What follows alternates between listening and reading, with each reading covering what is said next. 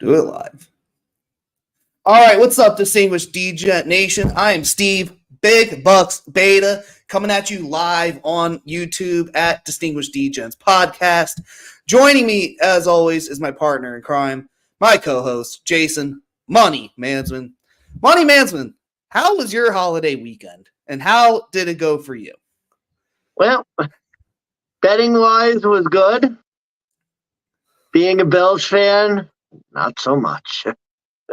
Makes you, I believe the words you used at my house when you came over was sick to your stomach. This guy's got to go.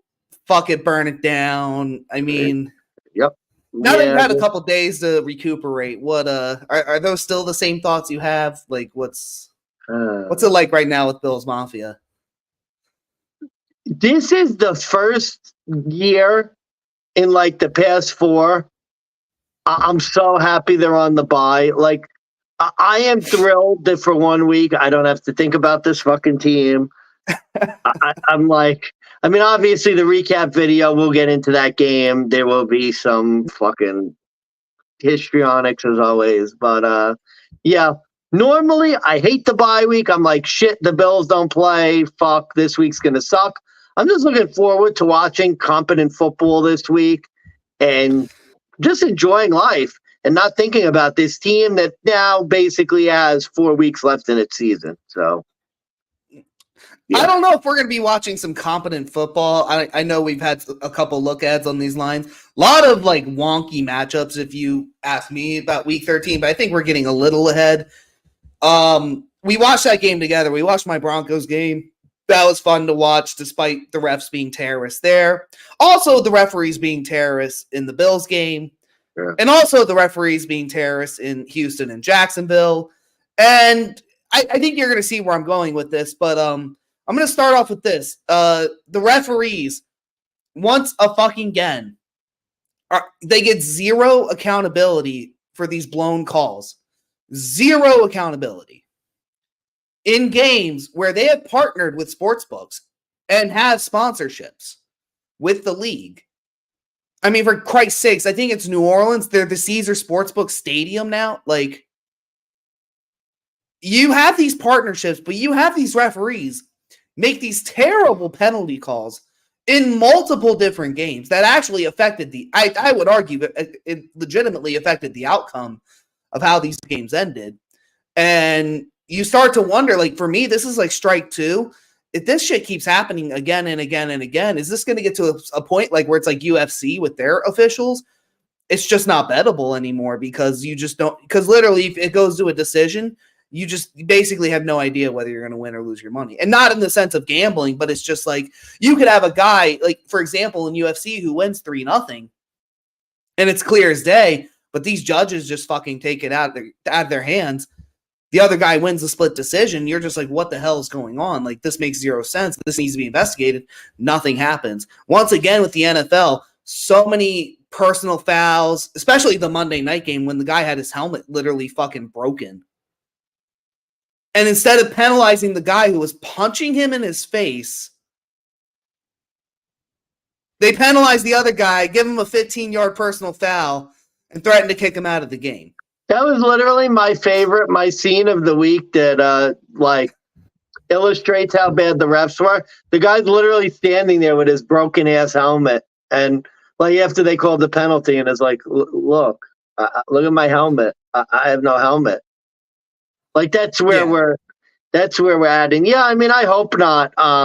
Look, if I wanted a random sort of whatever, I'd go to a casino and play roulette. And literally, like, I don't know what the ball is. I don't know anything. You know what I mean? Like, you just go and you're just fucking, like, random. The allure of sports is that you can predict what's going to happen. There are people that could predict what's going to happen. And if you watch it and, you could, but, yeah, I mean, I hope it doesn't get like UFC because, yeah, UFC used to enjoy betting it, but the decisions, some of them were so bad. It's like, how do you even, your fighter wins all 3 rounds of the fight and then you lose at the end when, it's a 30-27 the other way. So I guess it's just at the end of the day, the inconsistencies in officiating it's really what's killer in this league, especially, these primetime games. You get one game where a guy gets socked in the chest, he gets flipped upside down, no penalties, and first, second, and third quarter, they'll call it. Fourth quarter, they let it go. You get other games like the Bills fucking game.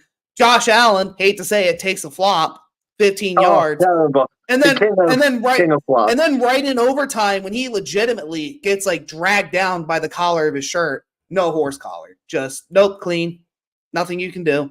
And Josh is literally like, my jersey's ripped. Like, you know what I want to see, man? You know how in the XFL they had their challenges and you could challenge anything on the field, and Dean Blandino would sit there and make a decision in like 2 minutes.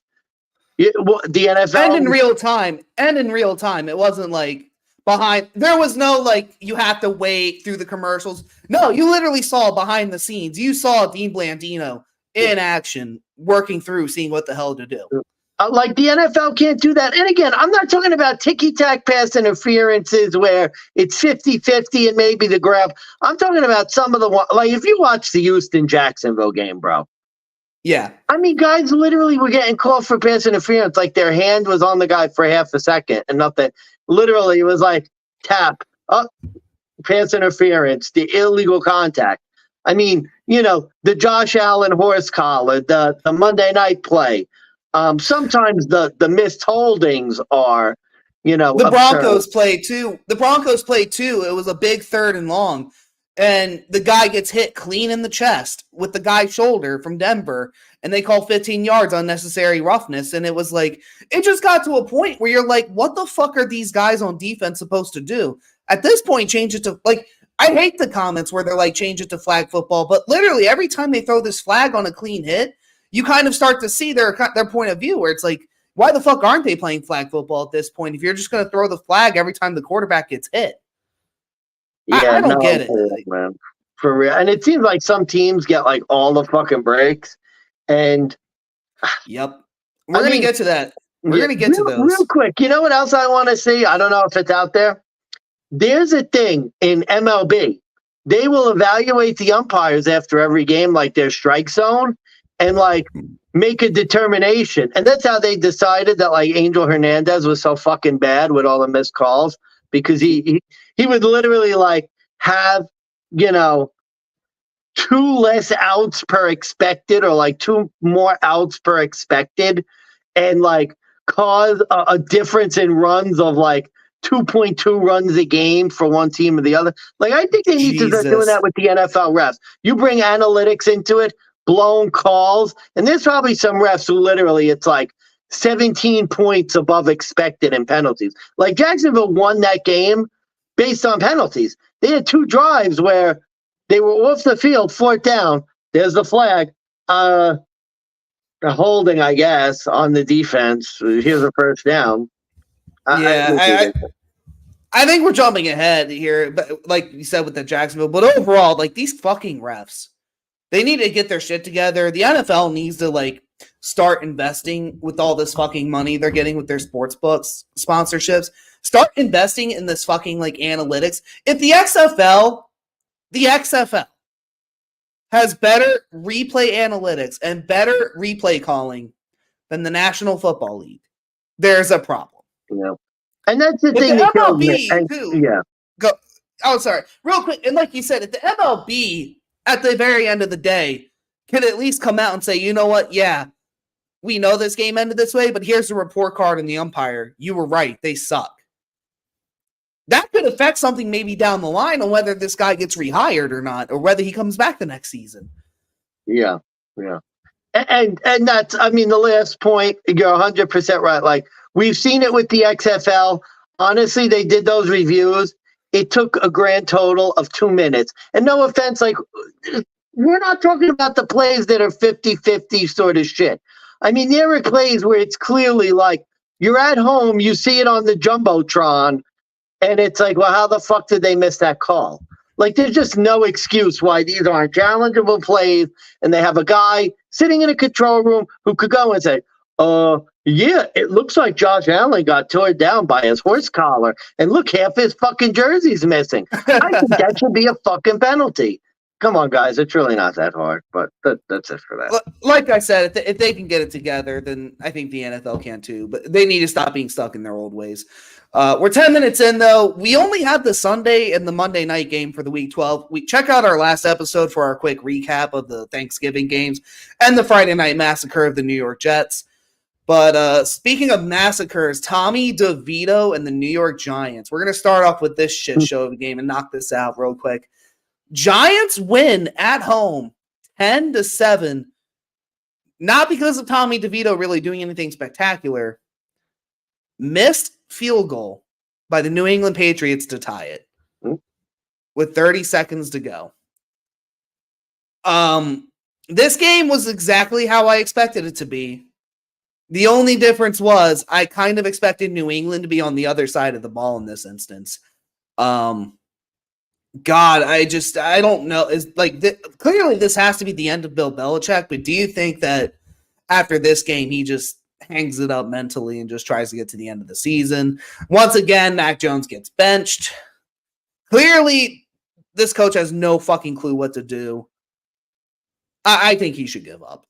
I really do. Yeah, there's really it's one of those things where there's like, think about it this way.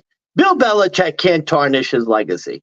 He's done too much. Like there's no, you know what I mean? Like Tom Brady the last year when he was really not that good.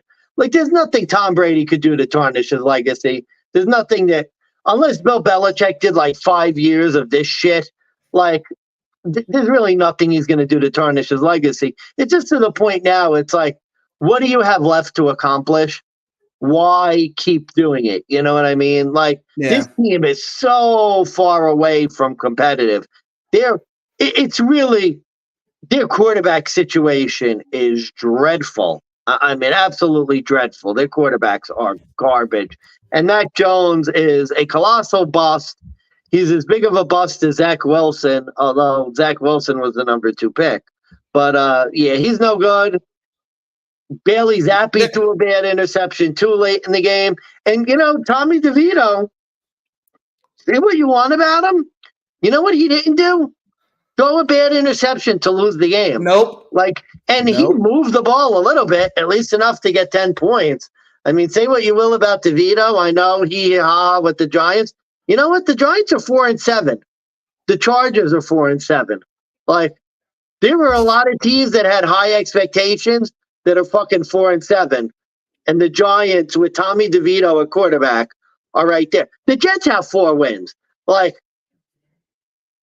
there's bad teams that are right where the fucking Giants are. So good for them. Good for Daboll really saving, you know, there's a lot of talk. Daboll, well, now all of a sudden he's won a couple of games, and it's amazing how you get a couple 2 in a row, I think now. It's unbelievable. You get a couple wins. It's the best deodorant, man. All of that is forgotten. The Giants got a couple wins. Incredible. Look at this team. They're fighters. Darren Waller might be expected to come back at the end of the bye week this week. So I'm not going to say it's over yet for the Giants. I think we may have pre-wrote their grave a little early, but I don't know. On the other hand, like, what are the Giants really going to do against good competition? I mean, they beat the Commanders. They beat the Patriots. The Patriots in a non-conference road spot at that. Like, should have seen this one coming, truth be told. But, like, I knew this was going to be a shit game. And Tommy DeVito, it's a nice story, but there's only going to be 4 weeks left of football by the time he comes back. The question is, can he pick it up? If he can, they might be the real deal. If not, they're going to be exactly what I expect. Now, look, these wins, you know what they do? They get the heat off Daboll. They get the heat off the Giants front office. And, you know, you go, you play some competitive games. And now it's like you lose those bad games to good competition. You buy yourself a little time. You know what I mean? Like, you get a couple wins like that, and you buy yourself some time. The narrative no longer is Brian Daboll might be a bad coach. He's a fraud. The narrative becomes, look what he did with the 3rd string quarterback. Yeah. Look at how good he is. Daniel Jones was no good. Daniel Jones is hurt. Saquon was hurt. Yep. You know, you traded people. Yeah. Yeah. That was my under of the week. That did hit. Yeah, that was my under of the week. That hit easy money, under 34. I have no other thoughts on this piece of shit. Patriots, they host the Chargers next week. It looks like the Giants are on the bye. Moving on, we have the Pittsburgh Steelers. They were 1.5-point road favorites against the Bengals and backup quarterback. Who gives a shit? The Bengals still lost. Despite leading at halftime 7-3, the Steelers offense racks up over 400 yards of offense for the first time since 2020. Yeah, I thought, again, kind of like the Patriots side here, I thought the Steelers team would do better. But this was just like a rack up the numbers sort of game. But like if you actually watch the replay, you watch the highlights, it's literally like every other Pittsburgh game where Pittsburgh on defense was the main focus, just preventing their opponent from doing anything successful or useful. This time around, the Steelers offense just did enough to literally come back and maintain the lead, which they were previously unable to do with Matt Canada. So whether the success will be, whether it's going to continue remains to be seen, in my opinion. But I just think that this was not the type of win I expected out of the Steelers. I think if you're a Steelers fan, you expected more. Although I did like that Najee Harris got the ball more than in the last previous games. But yeah, Kenny Pickett, again, just doesn't really strike me as that franchise quarterback. He never struck me as a franchise quarterback ever since I saw him. I don't think he's still the answer despite the win. But the Bengals, I will say, they kind of another scrappy division game. Not much else I could really take away. Yeah, not much. I mean, the Steelers moved the ball, which was good. Maybe some promise for the future, but I mean, no offense against the shorthanded Bengals team. This looked a lot like every other win the Steelers had, where they basically do just enough on offense and then their defense shuts it down. And I don't know, man. Like, Steelers seem to me to be the worst, 7-4 team in history now. I mean, I don't know. They're eking out all of these wins. Maybe they should have won by more. Maybe it was a bit of a phony final, but I'm with you. I thought they'd play better. I thought they'd win comfortably, and it was like a one-possession game at the very end. So, yeah, and like I said, once again, the Steelers just did not look that impressive on offense, even without Matt Canada, even though they got the win. I mean, you were still down at halftime 7-3. I think an argument could be made that if Joe Burrow was in that game, they would have got whopped.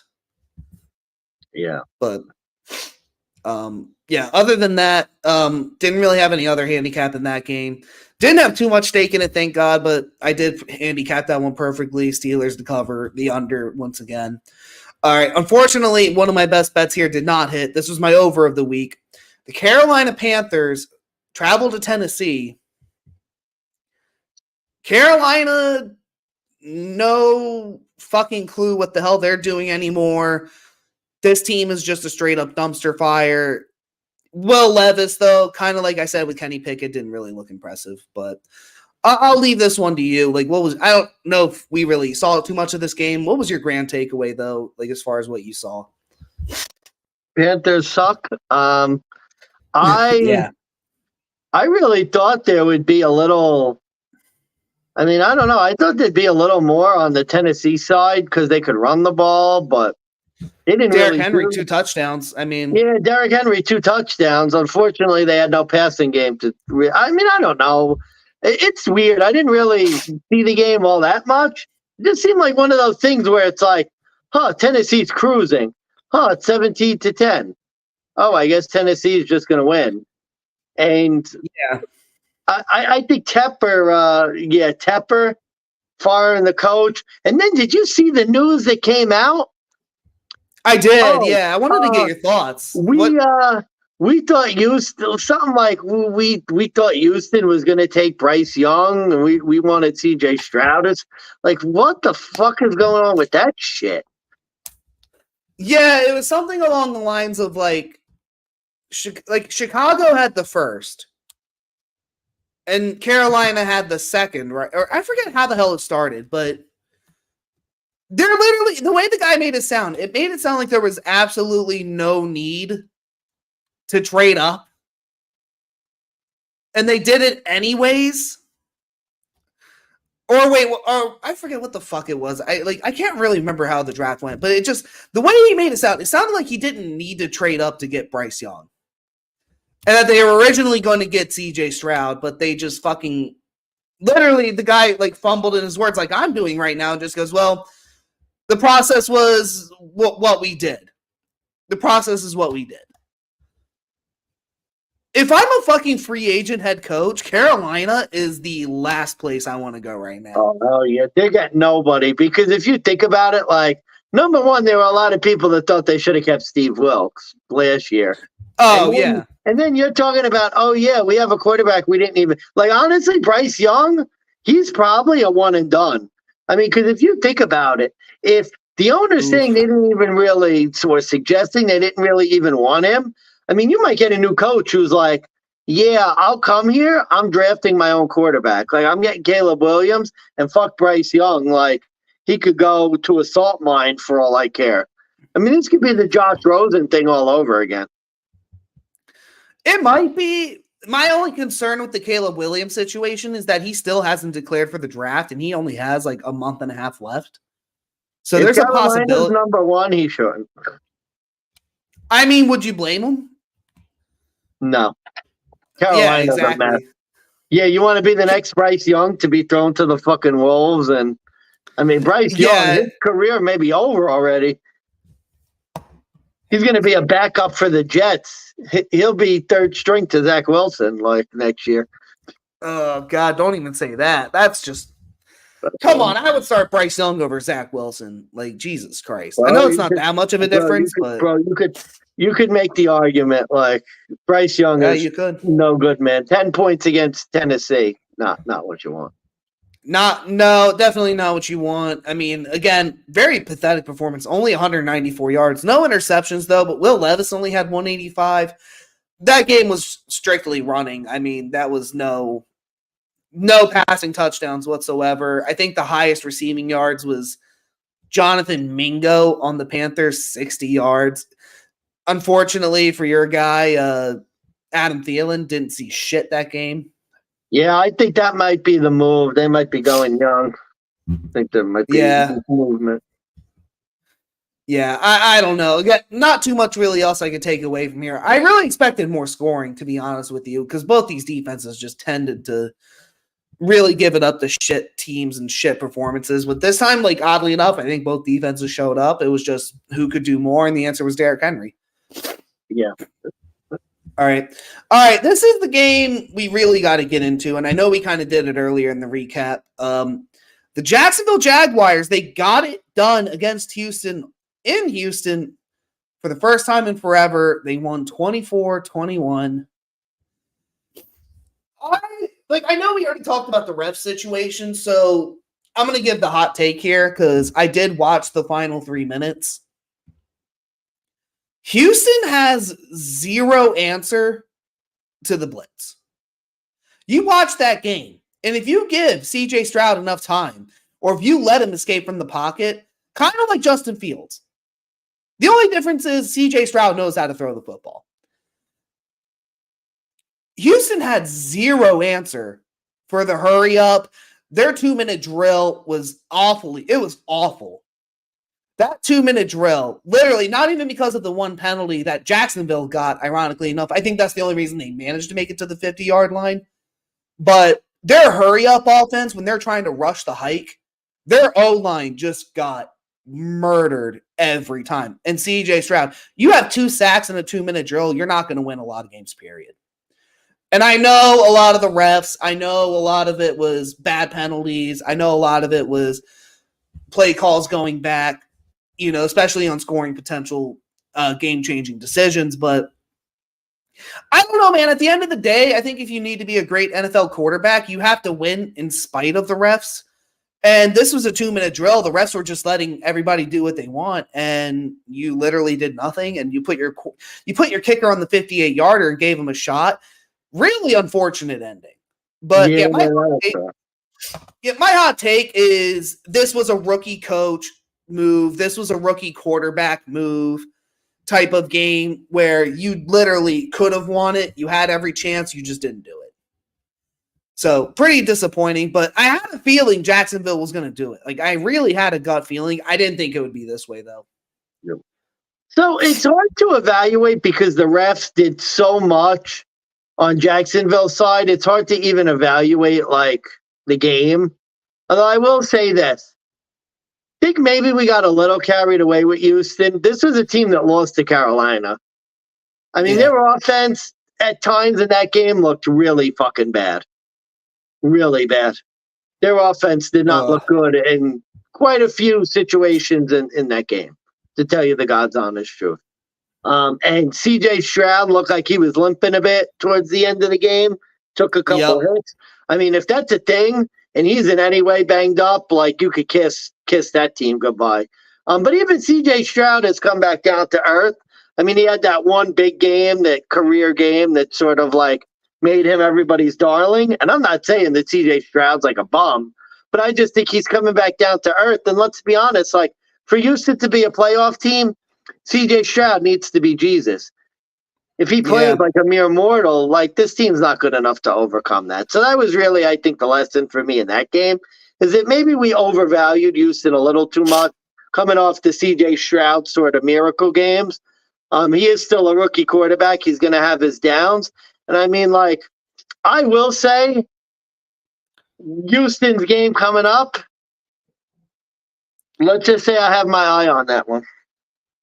Gotcha. Yeah, I do too. And all I'll say is like what I really called was I think the Jacksonville side where like they were really good on the road lately. Now they're 9-0 ATS, 8-1 straight up. Like Jags are slowly turning into a road warrior team here. But once again, like this was not the prettiest performance by the Jags. You saw bits of Trevor Lawrence making the same mistakes he did his rookie year at times. And honestly, like I would make the argument maybe wrong team won here, but again, at the end of the day, if it doesn't matter if you're a rookie or a 10-year vet, you have to go in and win those games when it's the 2-minute drill. You can't have what happened in that game, getting sacked twice, having a penalty get you 15 yards so you can move up on a critical third down. Otherwise, you're punting and you're losing. So I think, I don't know if it was Texans being overvalued necessarily, but it was like I said, they played shit teams. They didn't really play anyone good. Now when they start playing these good teams, when it starts coming to these division matchups, how are they going to stack up?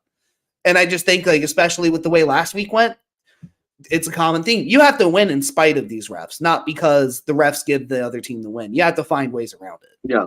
And there was really no excuse for the offense because most of the bad penalties were on defense. I mean, I know there was that illegal shift that took away a big play, but for the most from part, Tank Dell, yeah. I mean, for the most part, Houston's offense didn't look great against the Jags pass defense, which has struggled. No. All right, well, speaking of struggling, your boy Derek Carr struggled to fucking find himself in Atlanta. They lost 15-24. So we talked about this in the handicap, and we were like, well, the Saints, seems like they have it figured out. Let Derek Carr drive it. Let Taysom Hill take it to the red zone. And what did the Saints do here? They let Derek Carr go in the red zone. What happens when Derek Carr goes in the red zone? He turns the ball over. Just a pitiful display by Derek Carr coming off the bye. Again, the Saints I thought would do much better in this spot. Turns out Atlanta was the team that needed the extra rest, and coming home, being at home too, clearly made a difference, even though, like, once again, I don't think Desmond Ritter really made much of a difference, but the Kaser bet is very much live now. Well, yeah, you're the favorite to win that one now. And it's just so, I mean, it's like, I don't know, the Saints team just defies all logic. I mean, were they in the red zone like 6 times, 7 times? They had 2 turnovers. Taysom Hill fumbled. They do that pick 6. And then the other 4 times, field goals. They kicked 5 field goals. Like, it's just, I mean, literally, they score, a couple touchdowns. Hey, look, I'm going to step away real quick, but I can still hear you. Yeah. No, it's just crazy with the Saints team. I mean, they go and you score a touchdown or two. It's a totally different game. You don't throw the pick six. It's a totally different game. The Saints team just finds new ways to lose. And I'll tell you, Dennis Allen, he's on the hot seat too, because I think he may be one of the worst coaches in football. Like the Saints might be the best 5-6 team I've ever seen, because it seems like they should have won 3 or 4 of the games they lost, and they just continually find ways to lose. So it's so bad because I feel like I should be winning the Kaser bet, but this team just can't find ways to win. Dennis Allen sucks. He's terrible. I don't know, man. He's terrible. He's terrible. You, honestly, I think you summed up everything we needed to say, but my turn to let me step away real quick. But you go ahead. Go for it. Sure. Yeah, this is the typical. The only thing I could add, this is the typical Derek Carr performance, and I think you even predicted it yourself. You said Derek Carr, like 1 touchdown, 2 interceptions, 300 yards. You know what he was shy of? The 2 touchdowns, except you called for 2 picks. Well, he threw 1 touchdown. Wrong team. Yeah, to the other team. Yeah. I mean, this was just a game where, like, again, you learn Derek Carr. I said this before. He sucks. He's not a good quarterback. He's not your franchise guy. And it's funny because I was watching this video on YouTube, and the guy was going on an hour rant about how bad Josh McDaniels was and how he was blaming Josh McDaniels for the Las Vegas turn on Derek Carr. And I was like, wait a minute. The Ravens have been like trying to turn on Derek Carr for years. Derek Carr built this up on his own. The only reason they made the playoffs in 2020 with Rich Bisaccia was not because of Derek Carr. It was because of Brandon Staley's incompetency. And what happened? They lost that game. Like, Derek Carr is just not a good quarterback. He is just mediocre. He'll get you into the red zone, but he won't get you the points. How many times have we seen Derek Carr in the red zone not being able to get this done, having to rely on the 3? We saw it 5 fucking times this game. Like, I mean, yeah, like this year, it's been the Saints got to be like the worst. I think the Saints and the Jets are like the 2 worst red zone teams. Like, imagine the Saints Jets game. It literally, they set the record for most field goals in a game because neither one could score in the red zone. It's crazy. It's pretty pitiful. But Atlanta. All I could say for Atlanta, game they should have lost. Desmond Ridder, 2 picks, 168 yards. Literally, the Saints gave this game away. Derek Carr literally gave this game away. Yeah. And they fucking lost yet again. I think they gave my Kaser away. They might have. Both teams are now 5-6. By the way, that loss, I want you to know, that loss allowed the Carolina Panthers to remain alive for the division at 1-10. Had the Saints won, leader at 5-6. Oh, but go ahead. Had the Saints won, they would have been 6-5, and I think the Panthers would have been eliminated. And next week. Yeah, maybe next week, but don't worry, guys. There's only 5 weeks left, so it'll come around eventually. But moving on, Tampa Bay, they traveled to Indy. Sort of another weird, boring game, but Indy gets the job done, 17-10, I think. Or did I fuck that score up? 27-20. 27-20. That's right. That was a little bit higher. My bad. Yeah, I hate to say it. I feel like I'm gonna sound like Skip Bayless here, but I hate to say it. I like Baker Mayfield. I don't necessarily love him. I like him as a quarterback. I think he's a solid, like, QB1 for a shit team, but that's what he is. This is your typical Baker performance. He's not a QB1. 200 yards, he'll get you 2 touchdowns, but the Tampa Bay Bucks just had like no fucking answer for Gardner Minshew. And I don't think there's any excuse for that if you're Todd Bowles. You let Gardner Minshew beat you. How do you get past that? Yeah, Tampa Bay's defense is I knew they were bad, I thought they might be successful because they could stop the run. They didn't really stop the run either.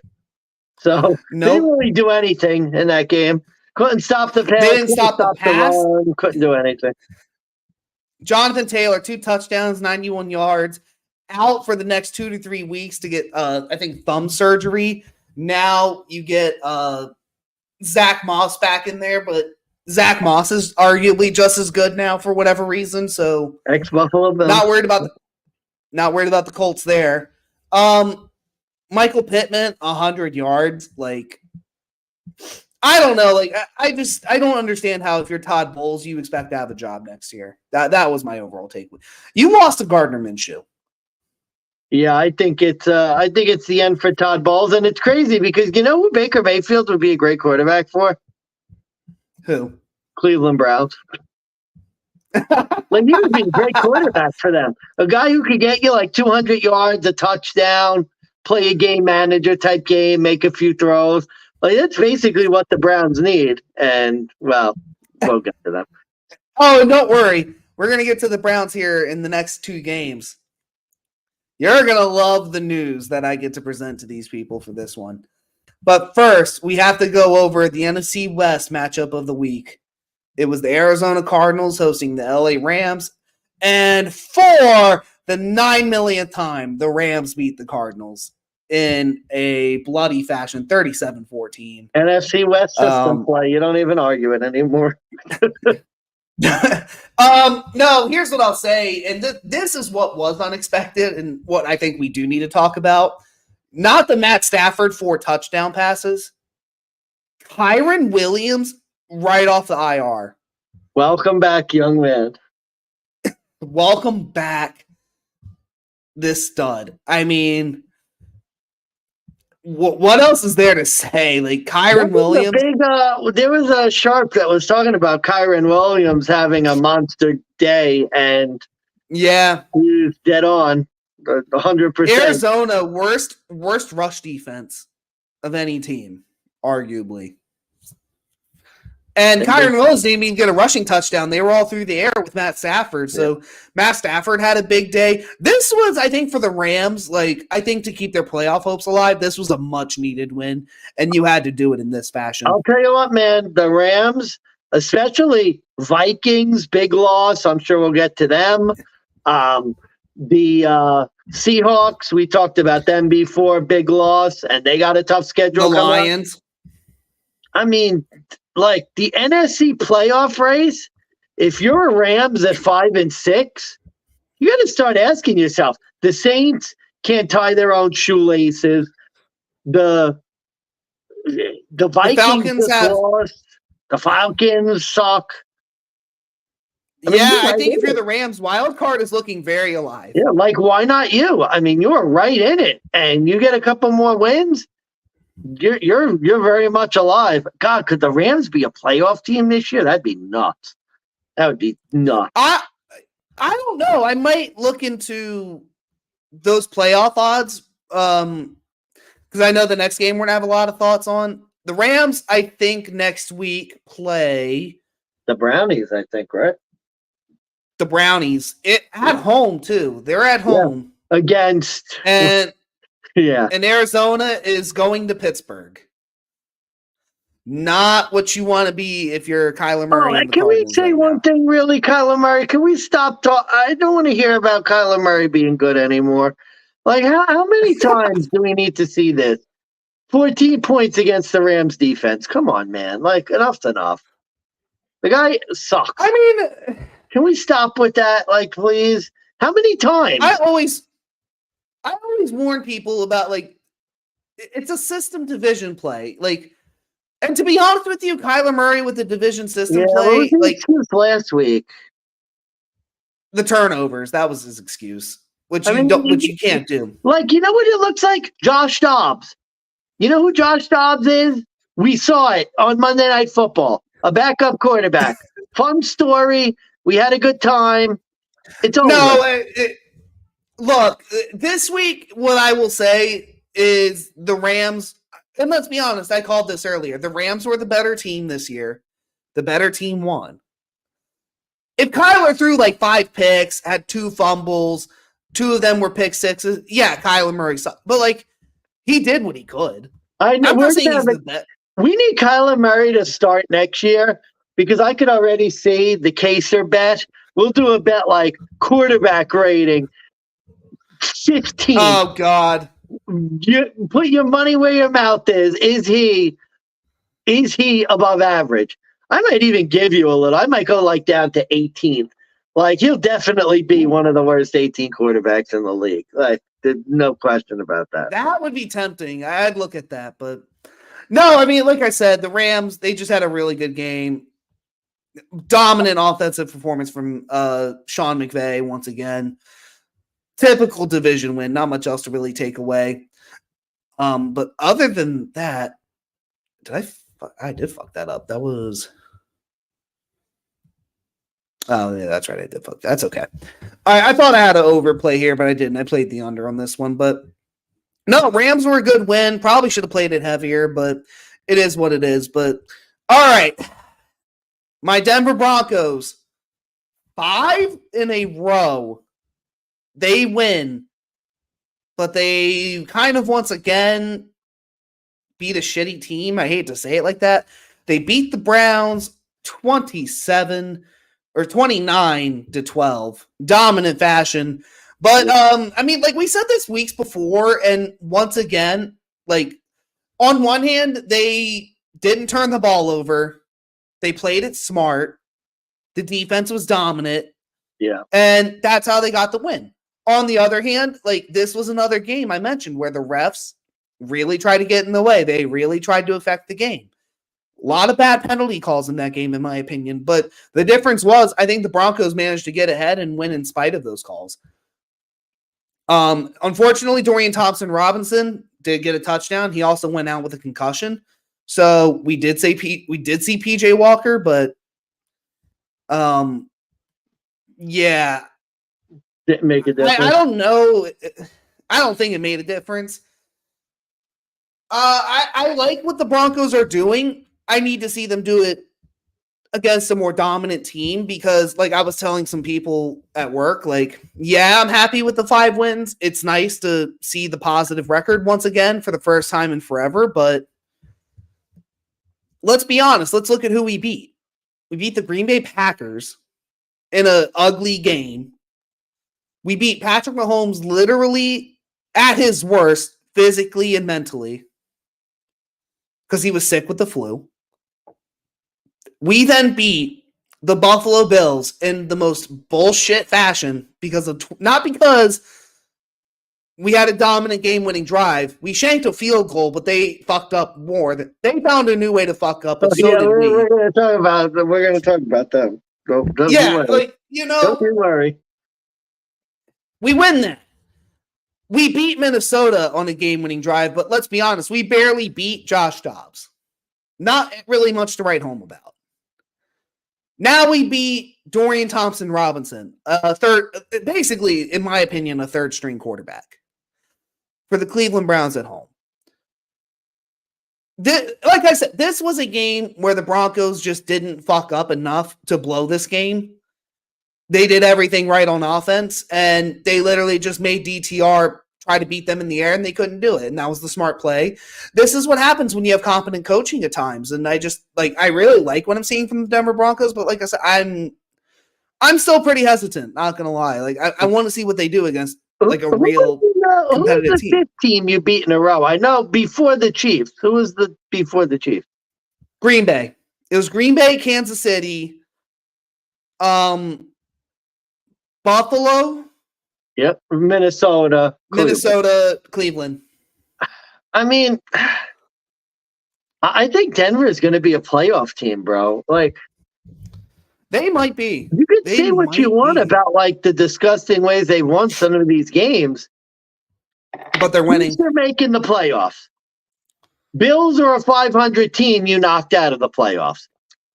Browns, I don't think they're going to make the playoffs because their quarterback situation's a disaster. I could see them completely falling out of the mix. But yep, they might make the playoffs. Minnesota, 500 team might make the playoffs. Like, you're not beating the Jets, Giants, Panthers. Oh, don't worry. We lost to the Jets already. And Packers. It's fine. Like, yeah. Well, no, I know. But that was the Jets in October. That's a different team. I'm just saying, true. Like, it's one of those things where you can go and say, well, Denver hasn't played well, although I really think the last game they played a great game. Like, Denver's defense has been the key. You never felt in that game, like, as a Denver Broncos better, I never felt in that game that they were going to lose. Like, it was a no. That was your fade of the week too. You faded the Brownies, and what a good hit on your end. I've been waiting for that one. I mean, look, like, after a while, you could go and say team gets a couple lucky wins. I mean, you had 5 straight wins, 4 of whom are fighting for the playoffs. You're kind of running out of excuses with Denver, and, well, they're not really that good. Well, Russell Wilson isn't playing that great. Their defense is really, we don't know what they are. The teams they're beating, their defense is. They're winning. I'll make this is my bold statement. Denver's defense is back. First 5 weeks, non-existent. Since then, this team has been dominant on defense. Maybe they just needed time to adjust to Vance Joseph. You see it in Miami, too. You see Miami's defense, they're playing a lot better with the new coordinator. Could be the same thing.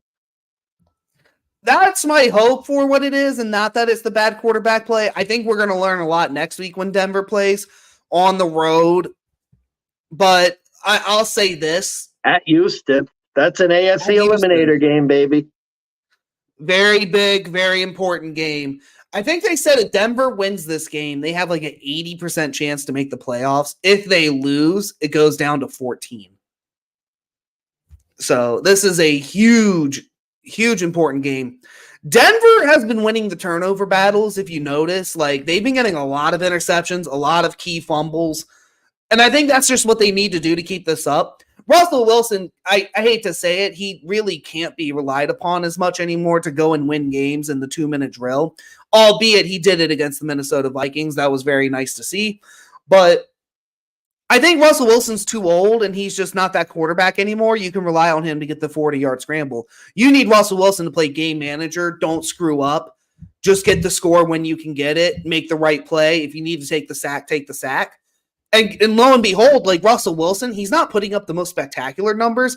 I think I saw a thing. He hasn't had over 200 yards in these 6 games.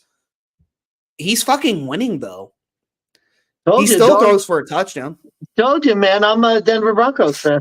I'm a Broncos fan. My team's dead. I'll save a jersey for you. All right. Cleveland, like I said, I think we mentioned this already. They travel to the LA Rams. Denver travels to Houston. Moving on, another AFC West battle. It is the Kansas City Chiefs going to the Las Vegas Raiders. Aiden O'Connell didn't seem to make much of a difference. Andy Reid owns the Raiders. 31-17 was the final. Chiefs off a loss, man. Chiefs off of a loss. Isaiah Pacheco, 2 touchdowns on the ground. Rashee Rice, 8 catches, 107 yards, 1 touchdown. I will say that it was looking scary at first. Raiders were up 14-0 in the second quarter and then proceeded to die. Unfortunately, the Raiders did end up kicking a field goal in the third quarter, killing my fucking 8-1 same game parlay I had where I fucking would have hit had it not been for the Raiders getting 17. But that's why you play your alternate spreads, folks. Yeah, tough beat on my end as far as that bet goes, but yeah, that's a tough one. Yeah, I mean, I don't know. Like, this was like what I said with the Raiders. Like, could Josh Jacobs beat this team? No, I told you that he couldn't, and if he couldn't do it, they weren't going to win. And like I said, at first it looked pretty fucking scary because it looked like Josh Jacobs and Jacoby Myers and Aiden O'Connell were going to beat this team. And then the Chiefs just cracked their neck and they were like, okay, time to wake up. And the game got out of hand super quick. See, that's what always scares you about a Kansas City. Like, oh, Kansas City's no good. They can't win a Super Bowl. They just, You know what I mean? It's like they go, they're down 14-0, coming off a loss, and it's like, wow, the Chiefs are really in trouble. And then they just go, and it was like the rest of the game, they just completely dominated. And it was just a matter of, like, you knew the Raiders weren't going to win the game, and it was a matter of whether they were going to cover. And nope, Chiefs got it done. Mm-mm. Chiefs regained the division. They are currently the number 2 spot in the conference right now. Raiders are looking outside of the wild card right now, I think. And I think the Raiders are on a bye next week. Yeah, Raiders are on a bye. And Kansas City plays Sunday night at Green Bay. Yeah, that's a weird game. That's an interesting one. Yeah, not sure what they were thinking there, but no, I mean, final thoughts, like the Raiders, like this was their come down to earth game, and sucks that it happened the way it did for them. Because again, the Raiders played a decent game. Like, it's hard to really give them shit. Like, they're just not, like, you know, they're not good enough. I mean, we've said it before, like with Miami.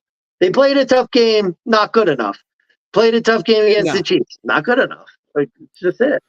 No, you just got to be good enough, and if you're not good enough, you can't do it. Or you got to catch them like at their worst, like Denver did. But how many times is that going to happen? Like once in a millennia? Yeah. Yeah, I don't know. Chiefs go up to 8-3. All right, let's get this one over with. I know you got a lot to say. Yeah, the anti-Chiefs. The anti-Chiefs. The Philadelphia Eagles at home. They get it done in overtime, 37-34 to the dog of the week, the Buffalo Bills. Bills covered. I don't know where you want to go. My dog of the week covered. I want that noted. Dog of the week at 3.5 did cover. We handicapped it at 3 though, so I counted it as a push on my end as far as stats go. But I bet it at 3.5. So as did I. I did get it at 3.5, and as I listened to you during that game, the minute it went to overtime, I got the Eagles money line as a hedge at even money. Hedged it, ended up doubling my profit, went from a 3-unit middle to a 6-unit boost. Yep. So definitely a big salvage to my gambling week. Got the Eagles money line, got the Bills cover with a parlay with the Denver money line. So I got 3 units there as well. So that was a good play on my end gambling, but not a really good handicap. I mean, I thought that... Wasn't it? That was my handicap. I'm trying to think of the words to describe the disappointment I had for what went down. And, like, I can only imagine, like, you as a Bills fan, like...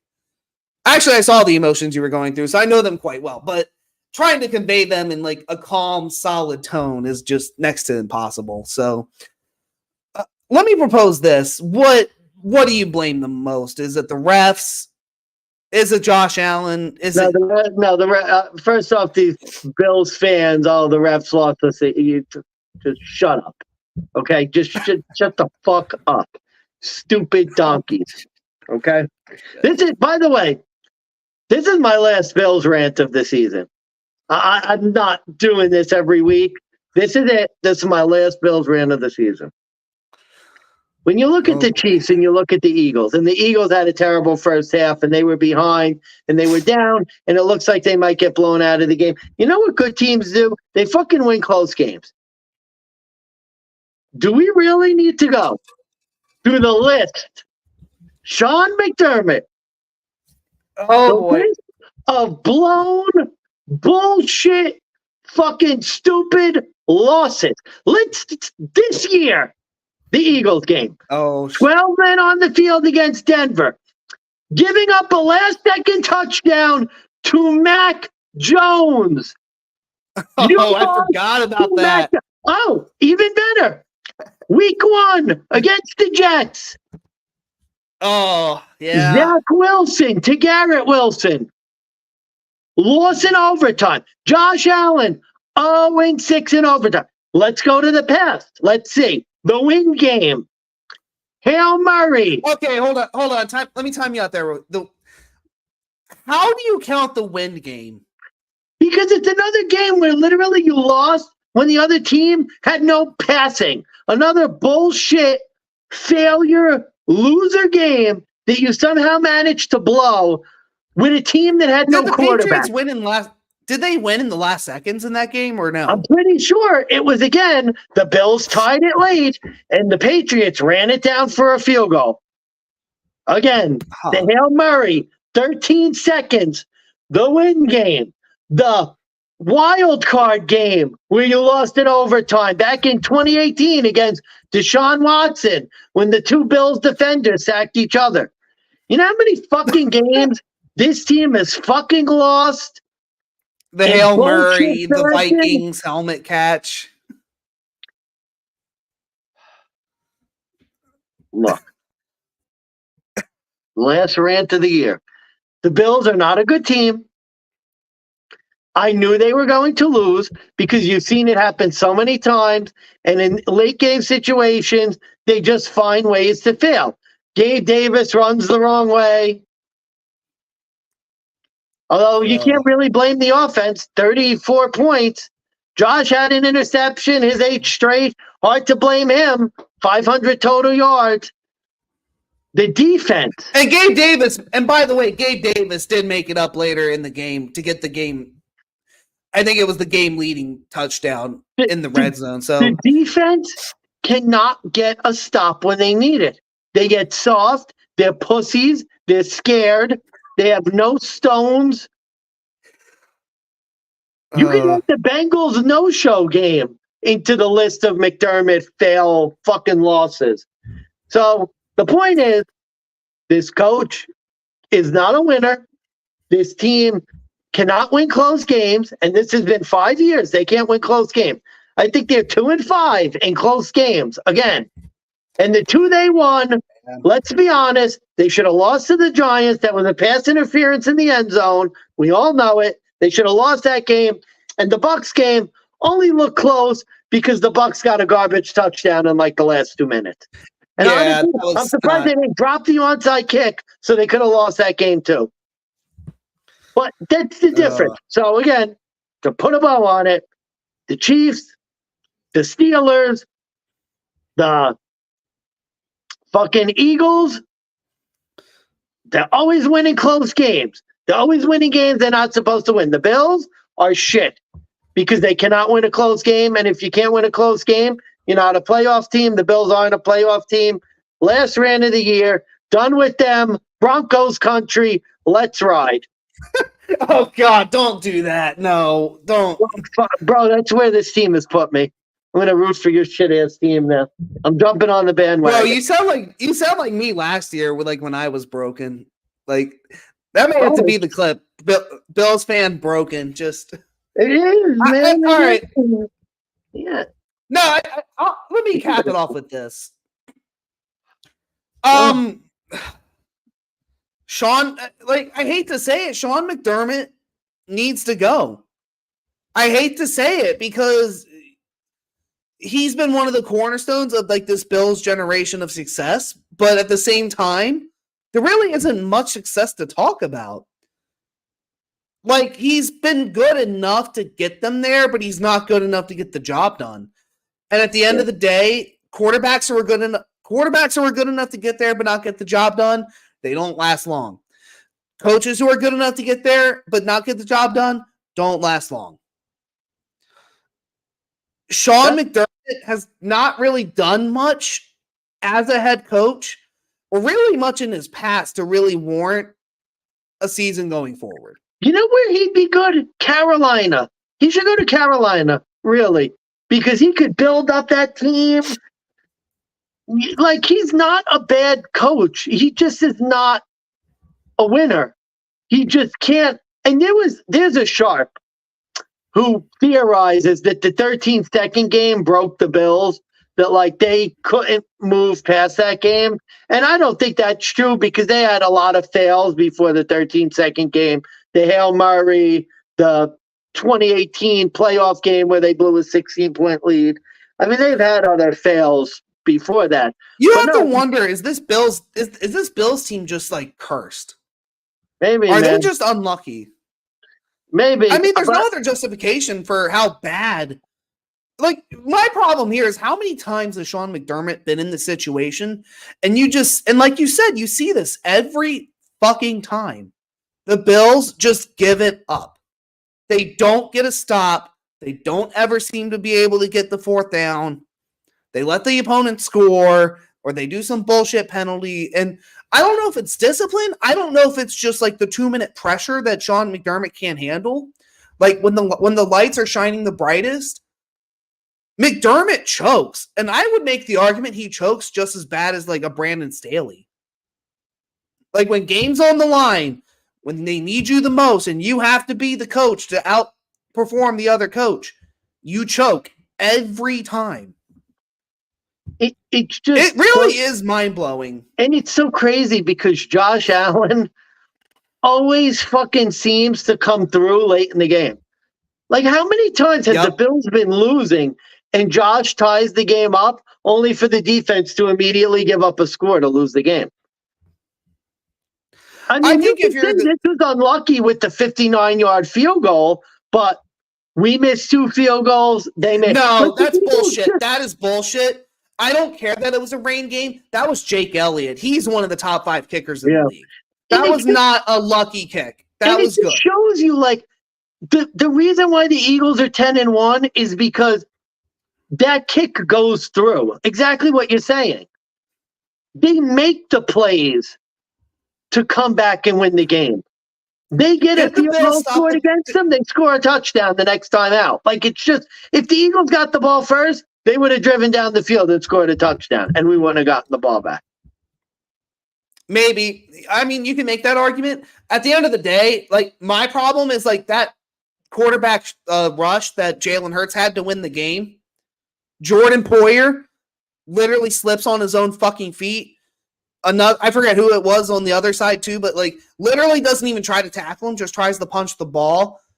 That's a team that's given up at this point. That literally has just been through the ringer, and they're like, we fucking seen this before. We know it's going to happen. And they just stop putting in the effort. And that's another reason I think McDermott has to go. Like, I just think this team is tired of losing the way they've been losing.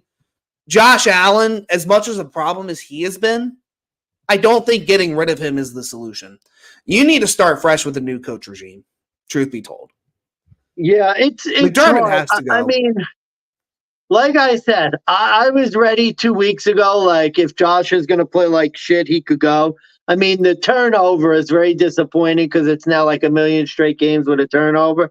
But I got to give Josh credit. Like, their back was against the wall, and he put up a great game. Like, there's nothing you could say. I mean, the guy played his ass off, and the defense just, once again, it's like it just never, like I said, I would have gone for, like, you feel like Sean McDermott needs to take a risk. Like, go for 2 in that situation.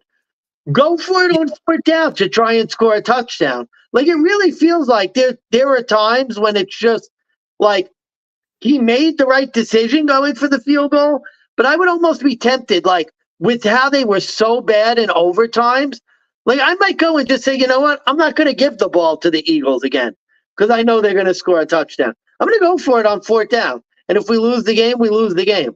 Like, be fucking aggressive. Because otherwise, I mean, I don't know, man. Like, this team, they beat up on all these cream puffs. And whenever they play good teams, they just can't win close games. They just can't win close games. And I don't know how you break it out of it, except you get a different coach who good. Like, remember, Tampa Bay, Tony Dungy won a lot of games, good coach. We need a winner. John Gruden won a Super Bowl. That may be what the Bills need. They really. Yeah, I think the Bills just need something new, and I think the coach just – there's only 2 consistencies left, and I think going through the pipeline, this is next. McDermott has to go. All right, Sunday Night Football, Baltimore Ravens 20, Chargers 10.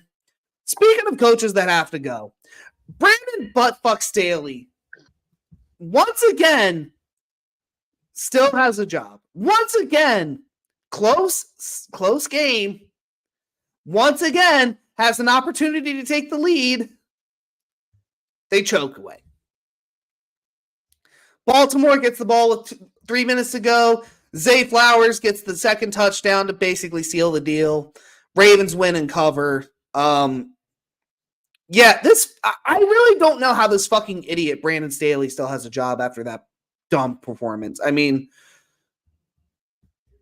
literally Justin Herbert, his stats tell you that he is the most average quarterback, literally an average quarterback, dead even 500 quarterback. I think you and I both know that he's better than that. He might deserve better than that, but you let Keenan Allen get 100 yards, you get a touchdown, you hold Lamar Jackson to fucking 13 up until the fourth quarter. How many games does an NFL team lose holding Lamar Jackson to 13? Not many, but Brandon Staley found a fucking way. We said the Ravens defense was going to be strong, and they were very strong in that game. Yeah. Randy, that's kind of once again the takeaway. I'll give you the list. Frank Reich. Let's go. Ken Dorsey. Matt Canada. Jack Del Rio.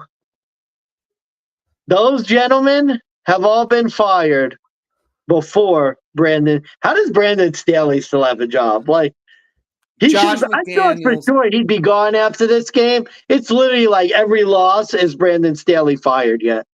Like, that's where we're at in this season right now. The Chargers are dead last in the division right now. They are 4-7. I think they've lost, 3 in a row now? 4 in a row? Same record as the Giants now. I mean, what else is there to say? Like, we kind of, I knew this was going to come, but, I can't even really say shit about Baltimore because it's like the Chargers defense finally showed up against Lamar doing, the most mediocre performance of his life. But they didn't play great. Yeah. But once again, the key difference, they don't turn the ball over, and what happens? They get the win. Roquan Smith had a hell of a game, I think. Yeah. Kyle Van Noy, big stop on third down with that block. It was Brandon Stevens, 6 tackles.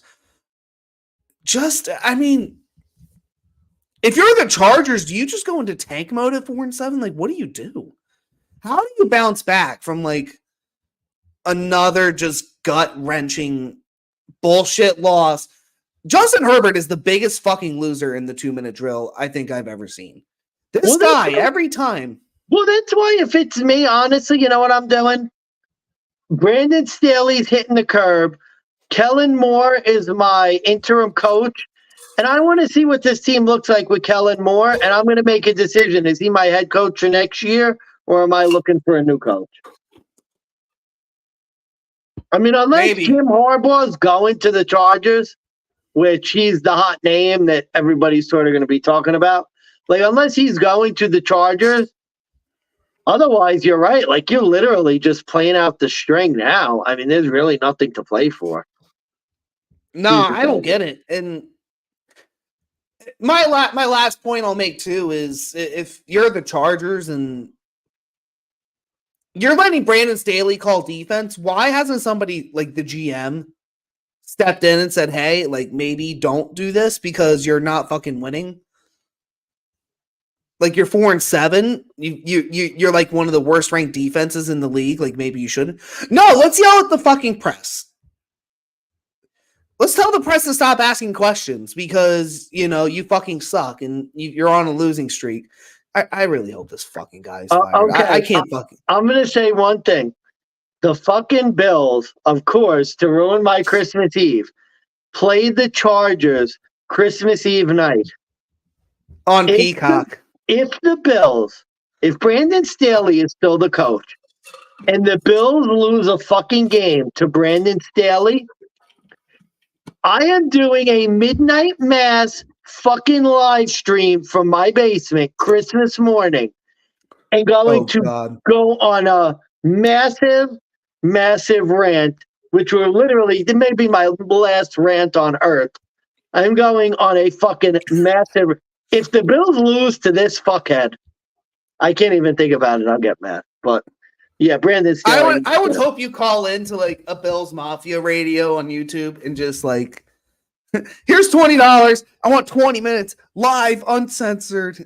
Hello, sir. Merry Christmas. Fuck your Merry Christmas. There ain't nothing to be fucking merry about that. Oh my God, I will literally lose my shit if they lose to the fucking Chargers. Honestly, I would bet that game to be a tie because I can't imagine either coach really. Oh my God, can you imagine both literally playing the softest ass defense imaginable and quarterbacks they can't having miscommunications with receiver. God, that will be a dumpster fire game.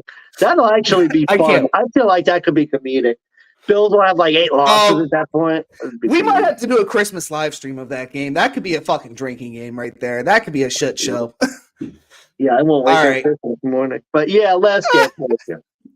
All right, yeah, let's get to this last game. Monday night. This was, albeit I didn't see this coming, but I should have seen this coming. This was the dog shit game of the week, Monday Night Football, but the Bears, no touchdown scored, wins the game 12-10. Josh Dobbs, 4 interceptions, which, by the way, funny story. I'm down 4 points in my fantasy game. I have TJ Hawkinson and Josh Dobbs in my lineup, and I only need 4 points to win. I was down at halftime by 15 at one point. Oh my God. Wow. I still came back and won because of that last touchdown to TJ Hawkinson that bumped me up to like, I think it was 138-124, so I won by like 14, but like fucking barely. Literally, that was like the biggest dog shit letdown of a spot that I think any quarterback has ever had. My grand takeaway for the Bears is I think the Vikings and Brian Flores is a fraud. I hate these people that are like, Brian Flores deserves another head coaching job. Brian Flores is a great genius. Why does this genius, who all game is running a cover 0 blitz, man to man, just forcing Justin Fields to fucking scramble or throw it away, in the 2-minute drill, drop to like a 3-4 zone, letting Justin Fields run all over the place and make these big plays? It was really, it was really weird. So weird. That last drive.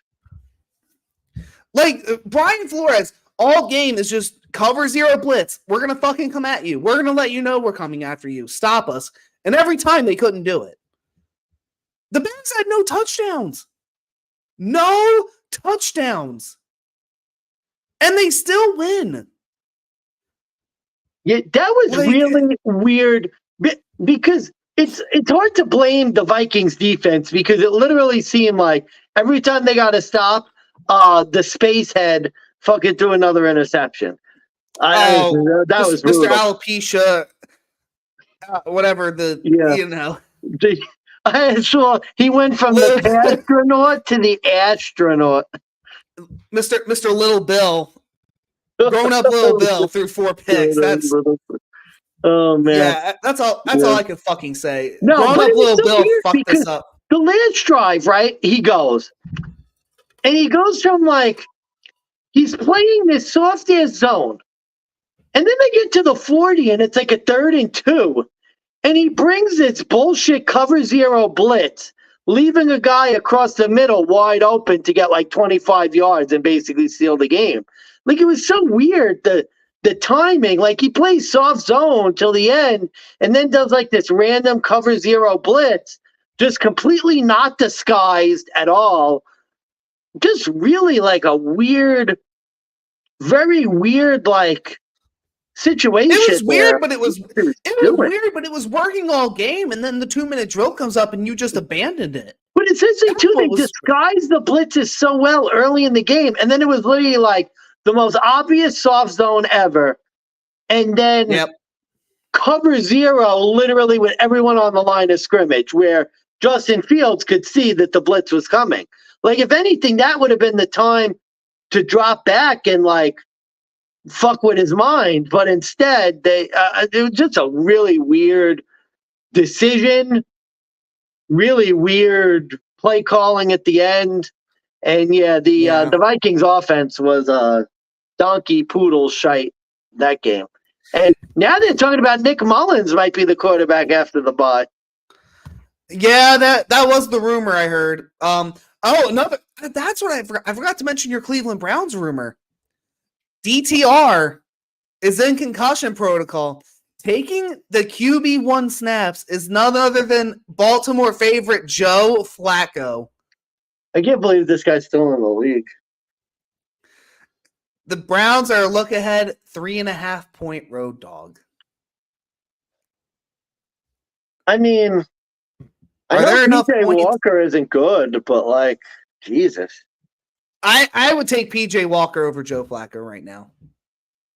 I really would. Joe Flacco, as a game, I just what happens if he gets blitzed? Is he even going to survive getting hit? No. I mean, how old is this guy now? 48? 50?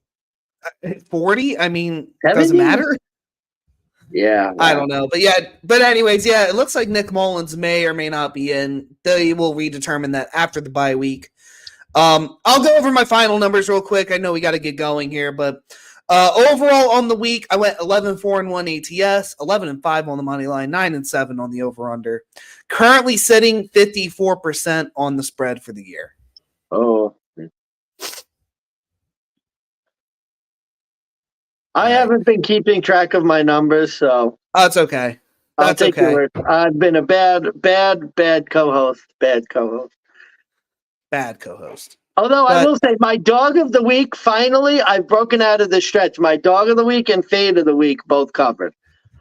There you go. Oh, yeah, my best bets. I could do that real quick. Dog of the week, pushed on the spread. Did not hit the money line bet there. Over of the week did not hit either. My under of the week, my best bet in the favorites and the fade of the week. My fade of the week missed, so only my best bet and my under hit. Oh, I forgot. My dog of the week didn't hit because I didn't take Buffalo, dummy. I took Houston. Great. So that didn't hit either. My best bets suck as usual. Anyway, Thursday night. Upsetting. Thursday night football, ladies and gentlemen. As always, odds are through FanDuel.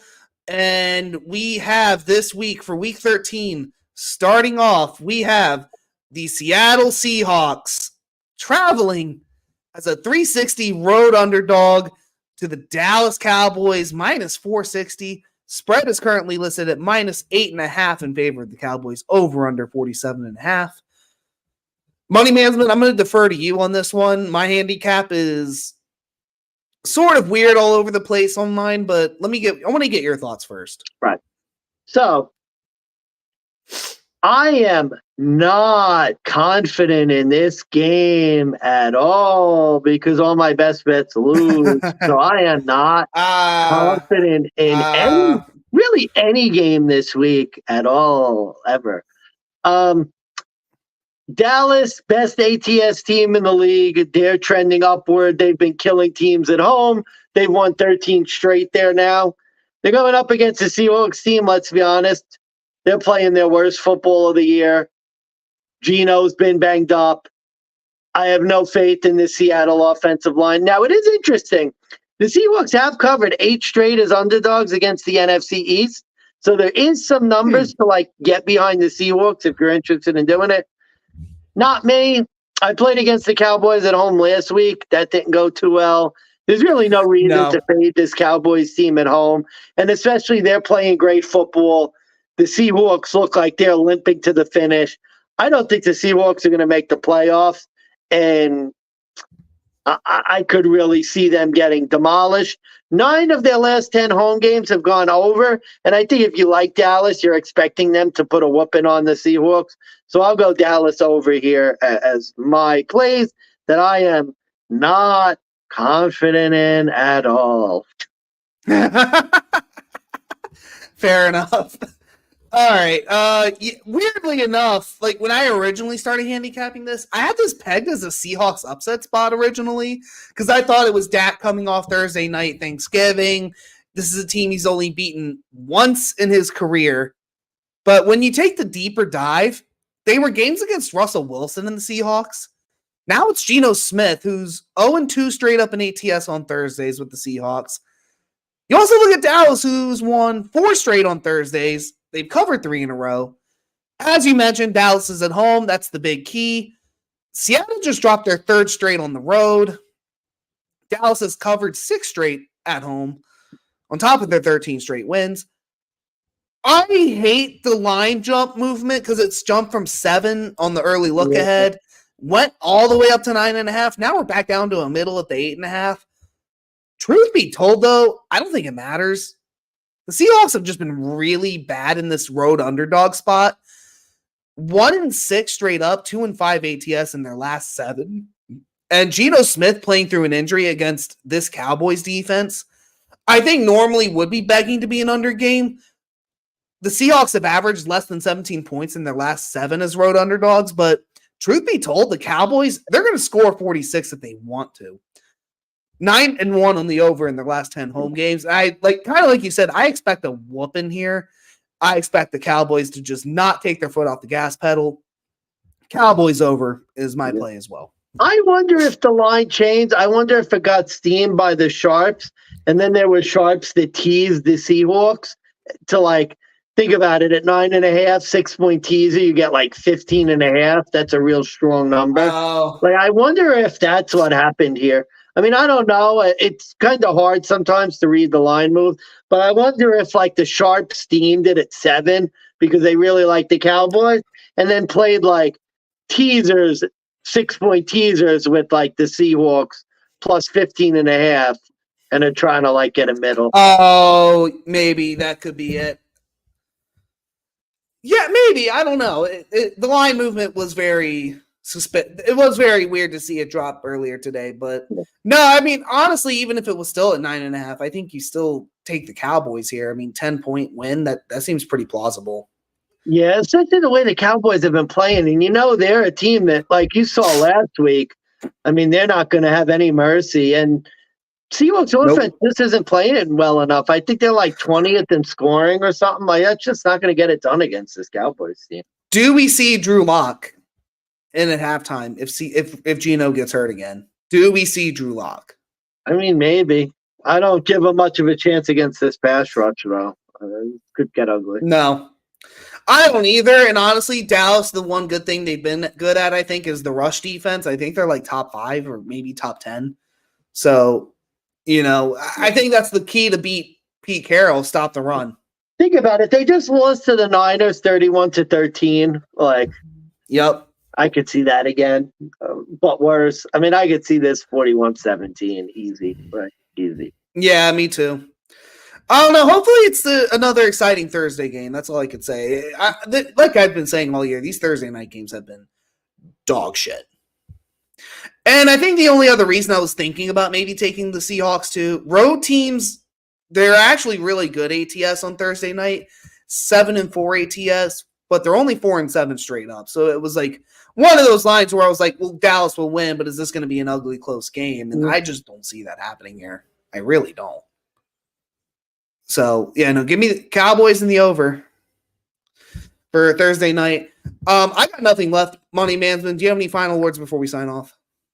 No, that's it for Thursday. It's going to be an interesting week. Look forward to doing the handicap with you on Friday. So, yep, join us on Friday, 7:00 Eastern Standard Time for our Week 13 Sunday and Monday night handicaps for the remaining. I want to say it is 11 games. Yeah. 12, 13? Short week. 13 games. Very short week. We got a lot of weird matchups, but we'll give you our best bets. We'll give you our over-under plays, maybe even a couple props here or there. I have a very interesting first half play, and for the first time this year, I have a first half, second half play on the Week 13 card. Got to tune in then. Got to tune in, folks. All right. I'm Steve, Big Bucks Beyta. Money Mansmann. We're signing off, and as we always say, go make that motherfucking money. Peace. Have a good night, DeGents.